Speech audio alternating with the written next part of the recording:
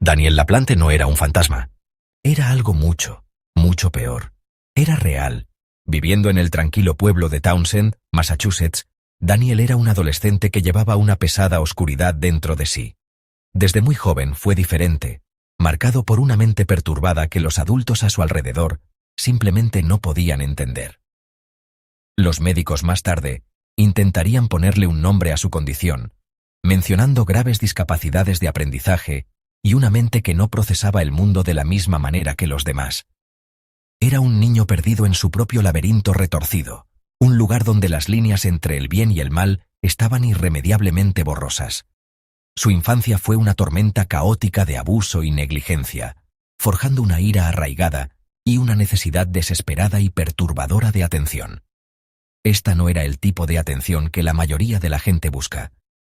Daniel anhelaba el control. Quería sentirse poderoso en un mundo que siempre lo había hecho sentir pequeño e insignificante. Sus métodos no eran normales. Eran siniestros, diseñados para invadir la vida de otros de las maneras más íntimas y aterradoras. Encontraba una extraña emoción al irrumpir en casas, no necesariamente para robar objetos de valor, sino para sumergirse en la vida de las familias que vivían allí. En 1986, su mirada errante y depredadora se posó en una familia en el pueblo cercano de Pepperell. Era la familia Andrews. Pero fueron las dos adolescentes, Annie, que tenía 15 años, y Jessica, que tenía 10, quienes se convirtieron en el foco de la oscura obsesión de Daniel. Las llamaba por teléfono, fingiendo ser un chico de su edad que era nuevo en la ciudad. Su voz era suave, su historia creíble, y pronto se había ganado su confianza. Comenzó sutilmente, con sonidos fáciles de ignorar. Un leve golpeteo desde dentro de las paredes por la noche. Las hermanas Andrews comenzaron a escuchar lo que sonaban como pasos crujiendo en las tablas del ático, directamente encima de sus dormitorios. Pero la sensación de ser observadas, de no estar solas, comenzó a infiltrarse en sus mentes como una niebla fría. Luego, las cosas comenzaron a moverse por sí solas. Las chicas salían de una habitación y al regresar, encontraban la televisión en un canal diferente o el volumen al máximo. Los muebles estaban ligeramente reorganizados, una silla movida 1 pulgada a la izquierda, un cojín del sofá volteado. Le preguntaban a su padre Brian si él había movido algo, pero siempre decía que no, mirándolas con una mezcla de preocupación e incredulidad. Las chicas, particularmente la más joven Jessica, se convencieron de que su casa estaba embrujada. Celebraron una sesión de espiritismo con una amiga usando una tabla Ouija. Le hicieron preguntas al fantasma, y para su asombro, la planchette parecía moverse, deletreando mensajes.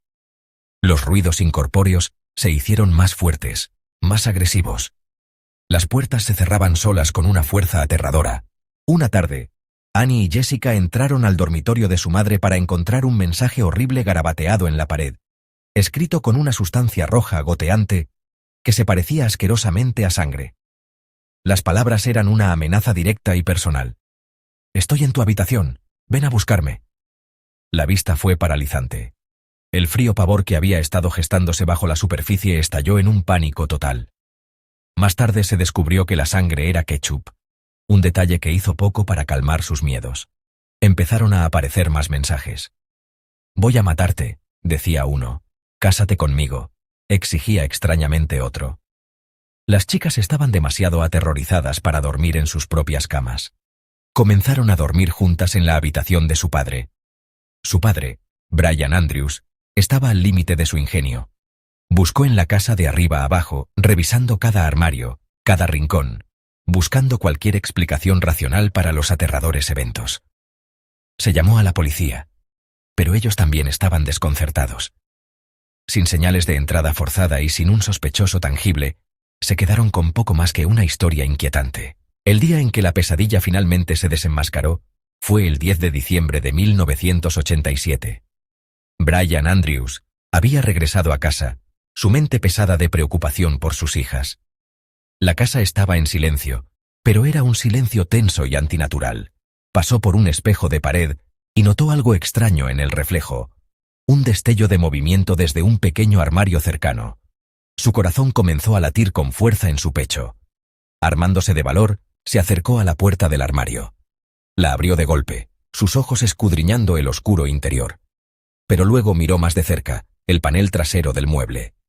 Lo empujó, y para su sorpresa, el panel se movió. Era una pared falsa.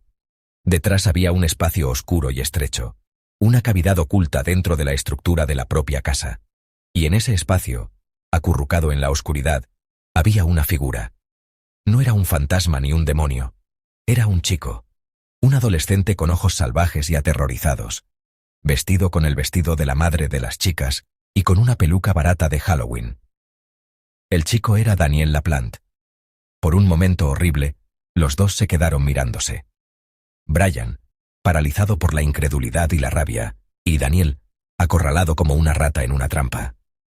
LaPlante hizo un movimiento desesperado, blandiendo una pequeña hacha que tenía consigo. Pero Brian Andrews era un padre que protegía a sus hijos. Impulsado por una oleada de adrenalina y furia justa, se abalanzó sobre LaPlante. La policía llegó rápidamente y se llevó a un tembloroso Daniel LaPlante bajo custodia, sacándolo de la casa que él había convertido en su propio escenario de película de terror. El arresto de Daniel LaPlante sacó a la luz la horrible verdad. La actividad paranormal, las voces incorpóreas, los objetos en movimiento, todo había sido él. Durante meses, había estado viviendo como un parásito dentro de la casa de los Andrews. Había descubierto una serie de espacios de arrastre y pasajes ocultos dentro de la vieja casa, incluyendo un pequeño y polvoriento ático que había convertido en su nido.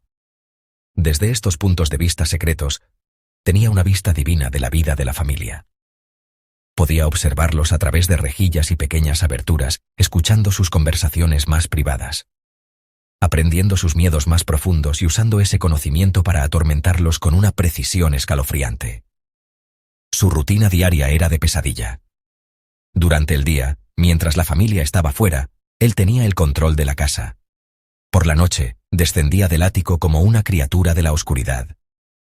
Se colaba en la cocina para robar su comida y beber su leche, dejando solo la evidencia suficiente para hacerlos dudar de su cordura. Él era la fuente de los pasos, las puertas que se cerraban de golpe y los susurros que escuchaban en la oscuridad. El nivel de su intrusión era profundamente perturbador. No solo los acechaba desde la distancia, vivía entre ellos, respirando el mismo aire. Escuchaba cómo lloraban, cómo rezaban para que el fantasma las dejara en paz, sabiendo todo el tiempo que él era la causa de su sufrimiento. Los mensajes con sangre eran simplemente él usando ketchup de su propio refrigerador.